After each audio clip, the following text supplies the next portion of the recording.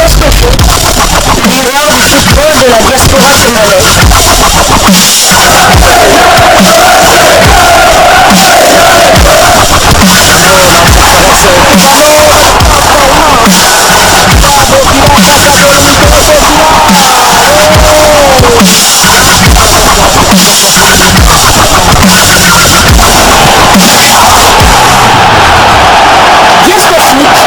Le miroir du football de la diaspora congolaise. Vous êtes sur Diasco Foot, le miroir du football de la diaspora congolaise. Diasco Foot vous dit bonjour, tout plaisir est pour nous de vous retrouver, mais surtout de savoir que vous êtes nombreux en train de suivre votre chaîne YouTube dédiée uniquement aux footballeurs de la diaspora congolaise. C'est l'heure de partager avec vous quelques news que nous avons pu récolter pour vous, des news concernant la tanière de léopards de la République démocratique du Congo. Vous le savez, les léopards ont rendez-vous avec les crocodiles du Nil du Soudan ce samedi 9 septembre 2023 pour le compte du match de la 6e et dernière journée des éliminatoires de la CAN Côte d'Ivoire 2023.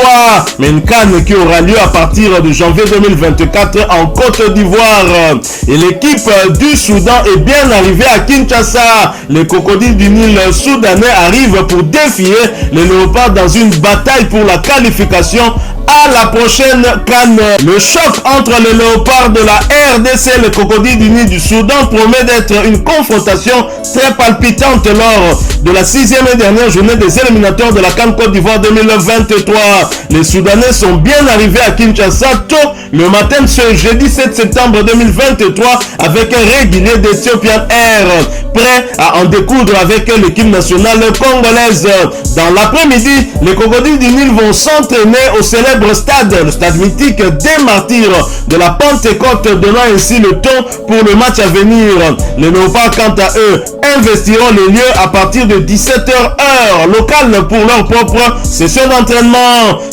Ce dernier match de la phase de qualification va se dérouler le samedi 9 septembre 2023 à 17h heure de Kinshasa, soit 18h heure de l'Est du pays. L'équipe nationale congolaise occupe la première place dans ce groupe I avec 9 points et aura donc besoin que d'un petit point pour se qualifier. Voire une victoire, bien évidemment, va nous assurer de la qualification. Même en cas de défaite, la RDC ne sera pas d'office éliminée. Il faudra jeter un coup d'œil sur l'autre rencontre de notre groupe qui va opposer à Nouakchott les Mourabitoun mauritaniens aux Panthères du Gabon. Si cette rencontre se solde sur un score nul, la République démocratique du Congo se qualifiera d'office quelle que soit l'issue de sa rencontre.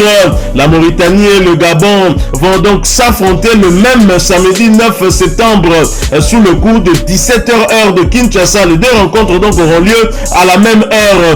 Tout reste encore possible dans ce groupe, rendant bien sûr le suspense insoutenable jusqu'au coup de sifflet final. Voilà pourquoi les léopards ne devront pas prendre de risques au cours de cette rencontre et donc devront batailler très dur face à un adversaire qui les avait battus lors du match aller, match de la deuxième journée des éliminatoires de cette CAN Côte d'Ivoire 2023. Rappelez-vous, nous étions menés du côté du Soudan sur le score de 2-0 et c'est en fin de partie que Jonathan Bolingui avait réduit le score, lui qui n'a pas été convoqué cette fois par Sébastien Desabre. Lui seul connaît les raisons, parce que Jonathan Bolingui, si l'on compare avec d'autres avant-centres qui sont convoqués, lui au moins depuis le début de cette saison, alors qu'il a changé d'équipe, il s'est très vite adapté dans son nouveau club. Il évolue désormais dans le club de Vojvodine en première division serbe. Il en est déjà à 2 buts inscrits, contrairement à d'autres. Mais bien sûr, le sélectionneur manager Sébastien Desabre, qui a obtenu des résultats depuis son arrivée, sait pourquoi est-ce qu'il a convoqué ces autres internationaux avant-centres et pas Jonathan Bolingui. Alors pour ce match RDC-Soudan, un quatuor arbitral marocain a été désigné par la Confédération africaine de football pour officier cette rencontre. Ce quatuor arbitral marocain qui a été désigné par la CAF pour diriger ce match de la 6e et dernière journée des éliminatoires de la CAN Côte d'Ivoire 2023 qui va opposer notre pays au Soudan dans le groupe I. Match prévu, vous le savez, le samedi prochain au stade des Martyrs.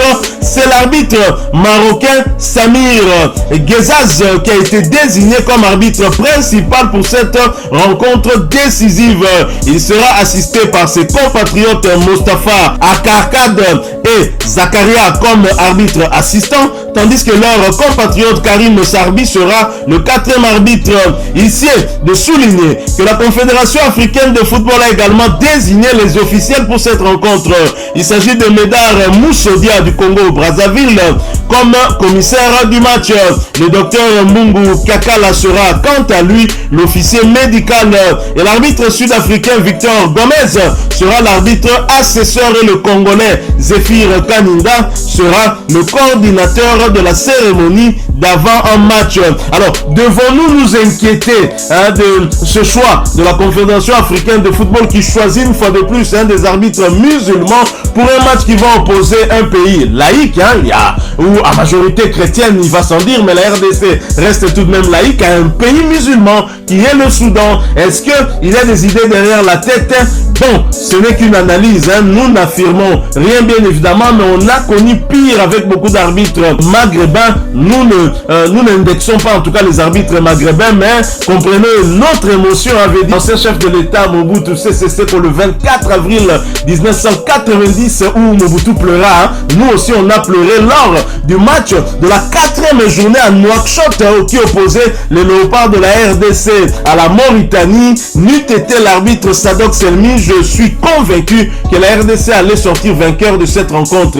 Et si nous sommes sortis de Nouakchott avec un nul, c'était en tout cas une grâce, grâce surtout à la combativité de nos joueurs qui se sont battus jusqu'au bout pour empêcher les Mauritaniens d'inscrire un 2e but pour leur donner la victoire, ce qui aurait très clairement compliqué notre situation dans ce groupe I. Sadok Selmi, le tristement célèbre arbitre tunisien, en donnant à Cédric Bakambu 2 cartons jaunes synonymes de rouge, il a été suspendu pour le match contre les Panthères du Gabon, match de la 5e journée. Heureusement pour nous, un match qui a été remporté au la main par nos Léopards sous le score 0 contre 2. Premier but signé à Aaron Chibola, il sera absent. Il est suspendu lui aussi à écopé de 2 cartons jaunes et surtout le cyborg congolais, l'avant-centre Fiston Maël et Kalala, le nouveau joueur de Pyramide FC en Égypte. Donc on a en tout cas de très mauvais souvenirs de cet arbitre tunisien, mais nous n'indexons pas en tout cas des arbitres maghrébins, pas les arbitres marocains, mais quand même, vous jouez contre un pays musulman, on vous met un arbitre musulman, est-ce une bonne chose? On pourrait prendre des arbitres camerounais, gabonais qui sont tout autour de nous, pourquoi pas? Alors, puisque nous parlons des arbitres, sachez qu'à Kinshasa a débuté le cours MAFIFA des arbitres et arbitres assistants d'élite de la RD Congo, cours qui va du 4 au 9 septembre 2023. Le cours MAFIFA 2023 en RDC à Kinshasa s'est ouvert par un test physique obligatoire pour les arbitres et arbitres assistants élites. Ce test physique éliminatoire était composé de 2 séries de tests. D'abord, le test aérobie intermittent spécifique pour arbitre consiste à courir 40 fois à 75 mètres en 15 secondes entrecoupées de récupération de 20 mètres de marche en 18 secondes. Le CODA est le test aérobie intermittent qui consiste à courir 40 fois à 75 mètres en 15 secondes et 25 mètres de marche de 20 secondes de récupération pour les arbitres assistants. Et pour les arbitres dames, 15 secondes d'effort 40 fois à 15 mètres et 20 secondes de récupération en marche. Pour les assistants dames, 15 secondes d'effort 40 fois à 75 mètres et 22 secondes de marche. Cela correspond à des efforts réguliers qui se trouvent lors d'un match officiel.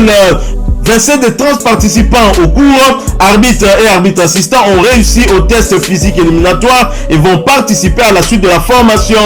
2 arbitres assistants internationaux faisant partie des 3, dont une arbitre fédérale éliminée lors du test physique au stade des Martyrs de Kinshasa. Le cours va se poursuivre dans la salle avec les analyses d'incidents du match, les considérations sur faute de main, gestion du match, challenge, faute tactique, hors-jeu, mais aussi aussi sur le terrain de jeu au stade des Martyrs avec des exercices intégrés. Une information qui nous vient de la direction de communication de l'UNAFCO. L'UNAFCO, c'est tout simplement l'Union nationale des arbitres de football congolais. Voilà donc ce qu'il nous fallait vous dire en rapport avec la tanière de léopard de la République démocratique du Congo. Rendez-vous pris le samedi 9 septembre prochain. Tic-tac, tic-tac, il ne nous reste que 2 jours pour cette rencontre décisive pour nos fauves. Les léopards qui restent sur une très bonne dynamique depuis l'arrivée de Sébastien Desabre.